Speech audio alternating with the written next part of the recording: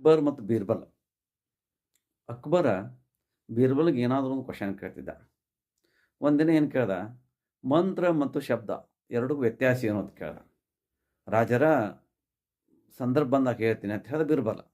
ಒಂದಿನ ಅಕ್ಬರ ರಾಜನ ಮಗಳ ಎಂಗೇಜ್‌ಮೆಂಟ್ ನಡೆದಿತ್ತು.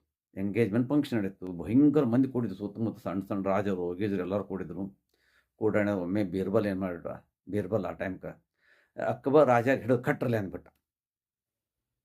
ಎಲ್ಲ ಮಂದಿಗೆ ಗಾಬರಿ ಆಗ್ಬಿಡ್ತು. ಅಕ್ಬರ್ ರಾಜಾಗೆ ಸಿಟ್ಟು ಬಂತು. ಎಲೇ ಬೀರ್ಬಲ್‌ಗೆ ಹುಚ್ಚನಾಗತ್ಲೆ ಹೊಡಿ ಹೊಡಿ ಹೊಡೆದು ಎಳ್ಕೊಂಡು ಹೋಗಿ ಕಟ್ರಲೆ ಅಂದ್ಬಿಟ್ಟ. ಬಡ ಹೋಗಿ ಕಟ್ಬಿಟ್ರು.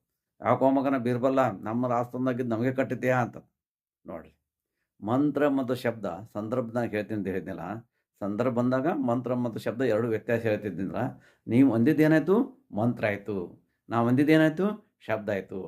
ಹಂಗೆ ಜನರು ಏನಪ್ಪ, ನೀವೆಲ್ಲ ಮಾತಾಡಿದ್ದು ಮಂತ್ರ ಆಗಬೇಕೇ ಹೊರತು ಶಬ್ದ ಆಗಬಾರ್ದು. ಎಲ್ಲಿ ಬೇಕಾದ ಶಿಕ್ಷಕಲ್ಲಿ ಏನಾದ್ರು ಸುಮ್ಮನೆ ಮಾತಾಡಬಾರ್ದು ಎಂಬುದೇ ಇದರ ತಾತ್ಪರ್ಯ.